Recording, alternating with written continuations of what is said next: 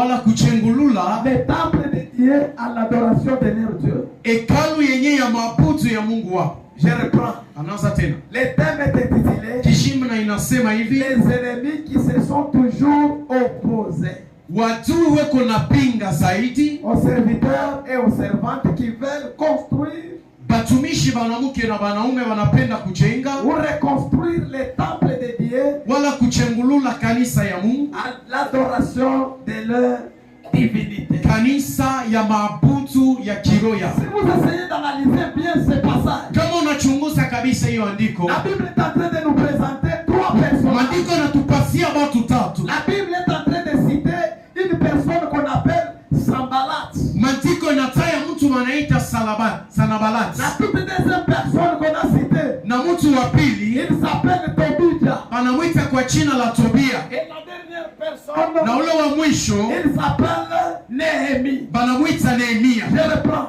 Anaanza. Les récits bibliques Manake hiyo andiko que nous voulons exploiter tunapenda kutengeneza pamoja nasi. est l'objet de trois personnages. Inakuwa na patu tatu. Premièrement, on nous a cité Sanballat. Wa kwanza tunakuwa na Sanabalati, Deuxièmement, on vient de nous citer wa pili Tobia. tunakuwa na Tobia, Et enfin, on a cité na Néhémie. mwishowe tunakuwa na Nehemia. Qui est Sanballat? Sanabalati manake nini? Sanballat Sanabalati était un gouverneur alikuwa mtawala de la ville de Samarie. wa hiyo nchi wanaita Samaria.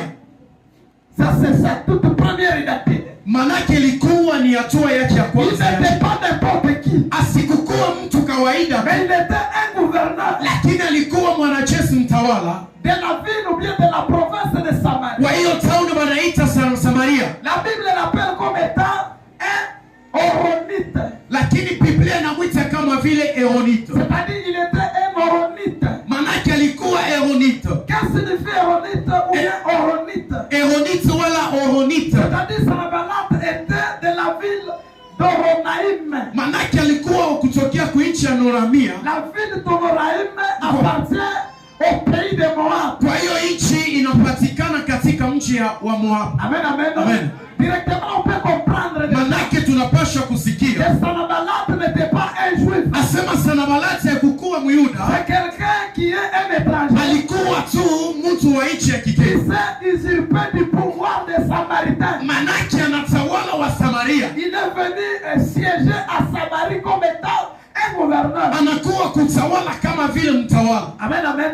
Amen. Quand vous lisez Ukisoma mzuri, dans le livre du prophète Esaïe, ukisoma mzuri andiko ya Isaya chapitre 15,